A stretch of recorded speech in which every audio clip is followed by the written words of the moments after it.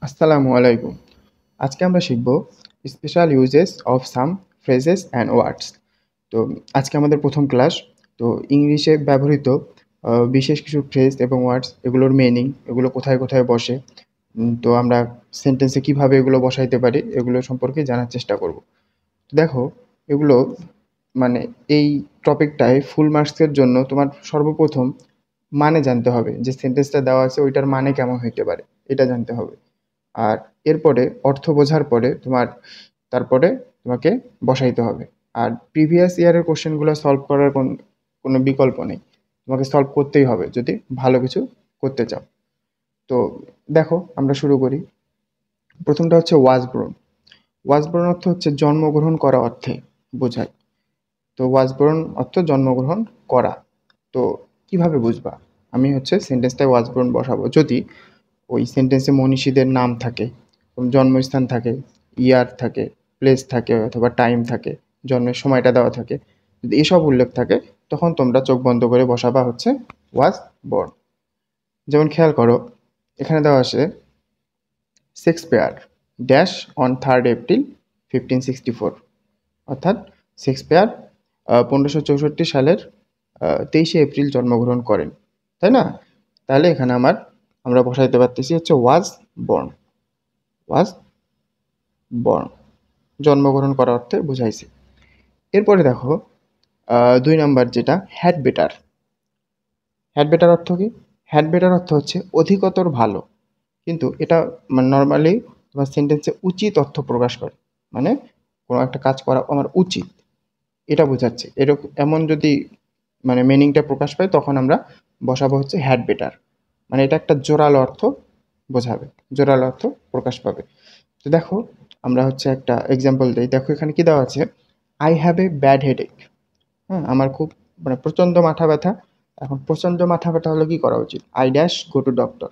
আমার ডাক্তারের কাছে যাওয়া উচিত, তাই না? তাহলে এখানে একটা উচিত শব্দ প্রকাশ পাচ্ছে। তো আমরা এখানে বসাবো হ্যাড বেটার। হ্যাড বেটার মানে হচ্ছে আমার প্রচণ্ড মাথা ব্যথা, আমার ডাক্তারের কাছে যাওয়া অধিকতর ভালো।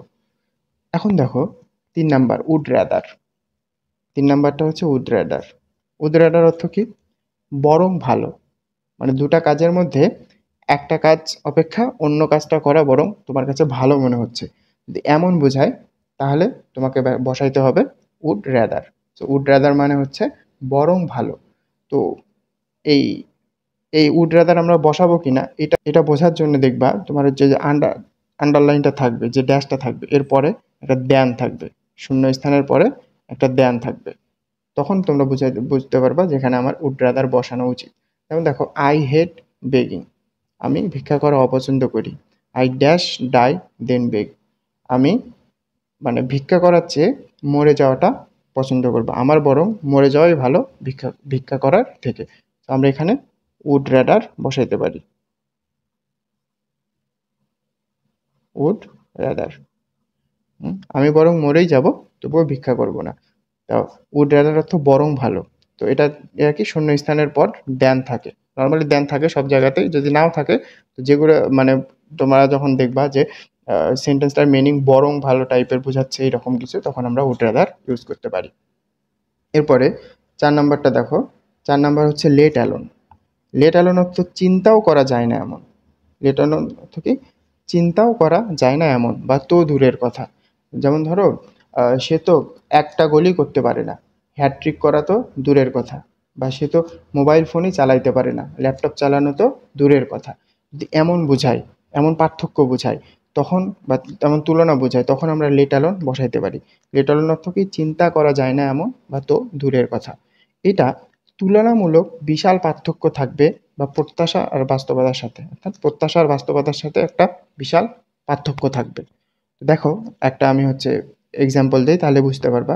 এ poor man can hardly earn 200 টাকা এ ডে। তাহলে একটা গরিব মানুষ খুব কষ্ট করে দিনে 200 টাকা আর্ন করতে পারে। হ্যাঁ, ড্যাশ টাকা 200, 2000 টাকা উপার্জন করা তো দূরের কথা, বা চিন্তাও করা যায় না সে 2000 টাকা উপার্জন করতে পারে। তো দেখো, এখান থেকে আমরা কিন্তু লেট অ্যালোনটা বসাইতে পারতেছি। Let alone, so A poor man can hardly earn 200 টাকা এ ডে, লেট অ্যালোন 2000 টাকা। ঠিক আছে না? ওকে। তো লেট অ্যালোন মানে হচ্ছে চিন্তাও করা যায় না এমন, বা তো দূরের কথা। এবার দেখো শেষ, মানে আজকের ক্লাসের শেষ 5 নাম্বার, হ্যাভ টু বা হ্যাজ টু। হ্যাভ টু বা হ্যাজ টু অর্থ তোমার হচ্ছে করতে হবে, এটা আবশ্যকতা বোঝায়, হ্যাভ টু বা হ্যাজ টু। তো কখন হ্যাভ টু বসাবো, কখন হ্যাজ টু বসাবো, এটা একটু জানা উচিত। তো হ্যাভ টু আমরা বসাবো কখন, আই, উই, ইউ, দে বা কোনো প্লুরাল নাউনের পরে আমরা হ্যাভ টু বসাতে পারি। প্লুরাল নাউন বলতে কি, যেমন বালকেরা বা শিক্ষকরা, এরকম মানে প্লুরাল নাউন আর কি, বহু বচন থাকবে। তো এগুলোর পরে আমরা হ্যাভ টু বসাইতে পারি। আর হ্যাজ টু কখন বসাবো, হি, শি, ইট, এসব থার্ড পার্সন সিঙ্গুলার নাম্বার বা হচ্ছে সিঙ্গুলার নাউন যদি থাকে, তখন আমরা হচ্ছে হ্যাজ টু বসাইতে পারি। দেখো দুটো এক্সাম্পল দিই। My college is far away from my home. আমার কলেজ আমার বাড়ি থেকে অনেক দূরে। I dash walk a long way to go there. আমাকে দীর্ঘক্ষণ হাঁটতে হয় কলেজে যাওয়ার জন্য, না? তো আই হ্যাভ টু, আইয়ের সাথে তো আর হ্যাজ টু বসে না, আইয়ের সাথে বসবে have to. I have to, আমাকে হাঁটতে হয়, I have to walk a long way to go there, তাই না? আরেকটা দেখো, Rana is the first boy in the class, তাই না? রানা তার ক্লাসের এক রোলের ছাত্র আর কি, first boy. He dash study hard and work more than other. তাকে অন্য সবার থেকে বেশি স্টাডি এবং হার্ড ওয়ার্ক করতে হয় কিন্তু। তো এতে করতে হবে প্রকাশ পাচ্ছে। তো এখানে হি যেহেতু থার্ড পার্সন সিঙ্গুলার নাম্বার, এখানে আমরা বসাবো হ্যাজ টু।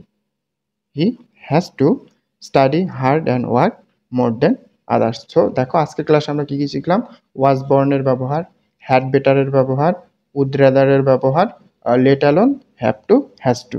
ওকে, নেক্সট ক্লাসে আমরা বাকিগুলো পড়ার চেষ্টা করব। ধন্যবাদ।